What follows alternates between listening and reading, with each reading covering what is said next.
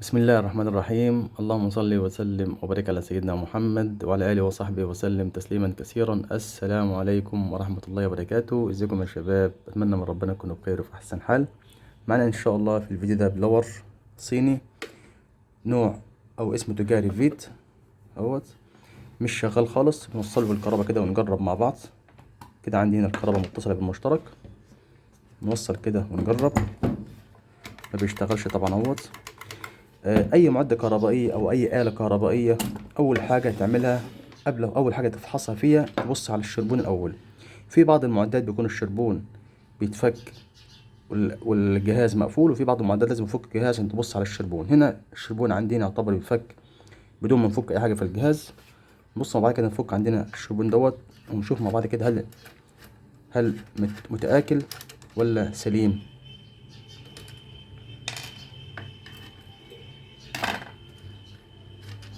كده الشربون يعتبر ما فيهوش اي مشكلة اهوت. نركبه تاني زي ما كان ونبص على الجنب التاني.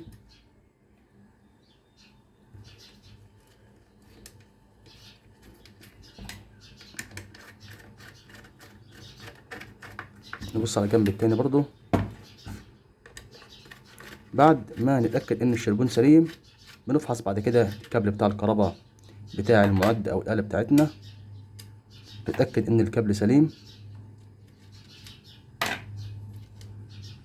الشربون برضو الجنب التاني برضو سليم، مفيهوش اي مشكلة. كده احنا استبعدنا ان المشكلة او ان العطل او العيب يكون عندنا من الشربون. طيب كده هنبتدي بقى نفك كده الجسم اللي فيه المفتاح علشان نقيس مع بعض الكابل. بعد ما نقيس الكابل نتأكد من المفتاح. لو الكابل شغال والمفتاح شغال يبقى كده في عندنا مشكلة في المخدات، ممكن تكون مخدة قطعة. ولكن احنا مش هنستبق الأحداث، هنشوف الأول. بس أول حاجة نشوف عندنا المفتاح والكابل.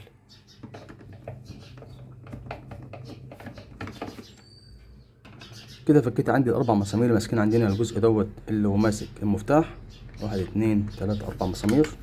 نبتدي نفك الوش دوت كده ونخلعه بره ونبص مع بعض كده. أول حاجة طبعا عندي المفتاح هنا شكله مفيهوش أي مشكلة والضغطة بتاعته عادية. فأول حاجة نفحصها دلوقتي نبص مع بعض على الكابل. هنجيب الكابل، نجيب لمبة سيريا ونقيس بيها الكابل هل سليم أو مش سليم. عندنا الكابل هنا طرف رايح على المفتاح، والطرف التاني هو رايح فين؟ رايح على طرف من أطراف المخدة. دول كده طرفين الكابل 220 ومتصلين عندي هنا بالصابع بتاع الفيشة. دي كده لمبة السيريا اهيت. لما لمس الطرفين دول لبعض كده اللمبة بتنور. هنجيب مع بعض كده طرف اوصله عندي هنا في صابع من صابع الفيشة، واجرب عندي هنا اعمل تيست على الطرف ده كده. اللمبة ما نورتش، وهنا برضو اللمبة ما نورتش. كده الصابع ده كده في مشكلة او مش شغال، او في سلك منهم مش شغال. نجرب كده السلك التاني او الطرف التاني.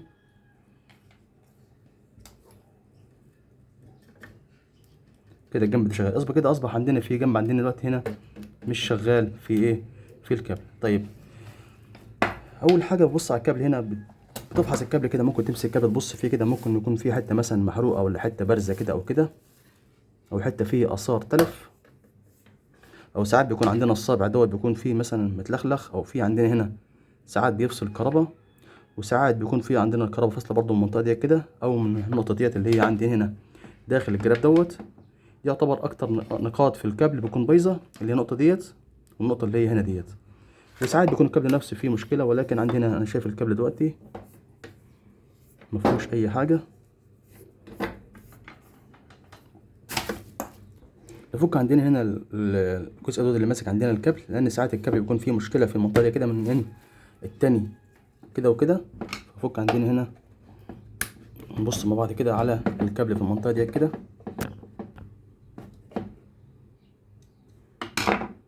اهو بص، شايفين يا اصدقائي في عندي هنا في اثار عندي هنا لشرار او فيها اثار لاحتراق. نبص مع بعض كده. شايفين يا اصدقائي عندي هنا مشكله فين بقى دلوقتي؟ المشكله ظهرت معانا هي دي، اللي في عندنا هنا مشكله في الكابل نفسه. عند الجزء اللي هو السلك التاني عنده فوق وتحت كده على طول. هجيب قصافة وافصل عندي هنا الاسلاك. نظهر عندي هنا سلك الشعر اللي داخل الكابل ونقيسه ونشوف كده الكابل هيدينا قراءة ولا لا على اللمبة السرية. لو ادانا قراءة يبقى كده الكابل مفيهوش مشكلة غير النقطة ديت بس، وانطهر السلك ونركبه زي ما كان بعد ما نتأكد انه سليم.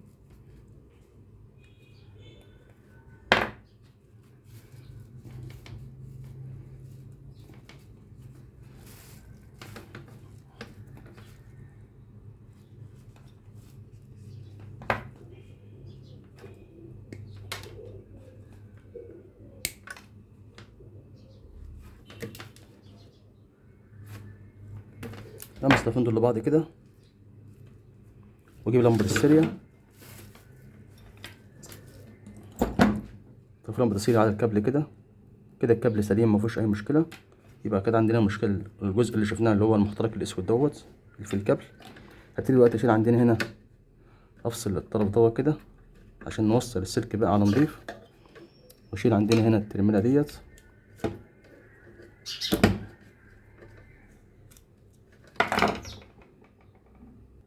كده فكيت الترميلة من السلك القديم وفتحتها عندي بمفك رفيع اهوت، وادخل السلك نفس اللون برضو، واقفل عليه بالقصافة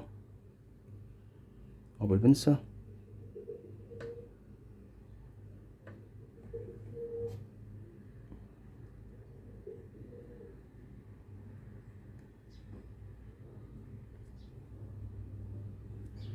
وابتدي اوصل عندنا السلك زي ما كان متصل بالظبط، واحد بالطرف دوت كده.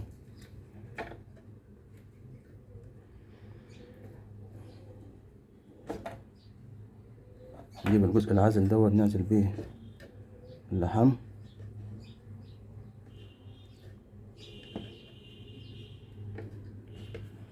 نوصل الترميلة في المفتاح،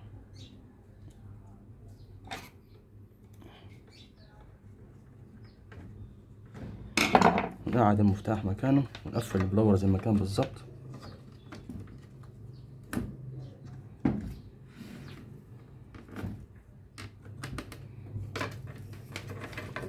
عايز اقول لكم على حاجه بس يا اصدقائي، معظم المشاكل بتاع العدد لما بتصل الكهرباء بيكون عندنا من نفس النقطه دي، اذا كان شنيور او هيلتي او صينيه. معظم الاجهزه او المعدات الكهربائيه بتكون من نفس النقطه دي، بيكون هي المشكله هنا في المنطقه دي كده، بسبب ان السلك عندي الكابل بيجي عندي هنا في المنطقه دي بيتحرك كتير، وبالتالي ساعات بيكون او معظم الاحوال بيكون عندنا التلف من الجزء ده كده. هبتدي اقفل عندنا هنا البلور زي ما كان بالظبط عشان نجرب.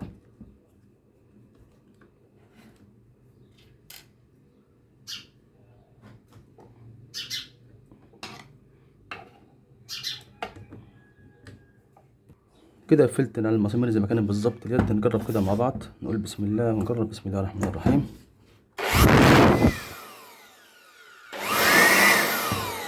كده اشتغل البلور بفضل الله. كان عطل بسيط جدا جدا، ولكن حبيت اشارككم العطل دوت لان دايما بيتكرر في معظم المعدات الكهربائيه. شكرا لكم على مشاهدة الفيديو، والسلام عليكم ورحمه الله وبركاته.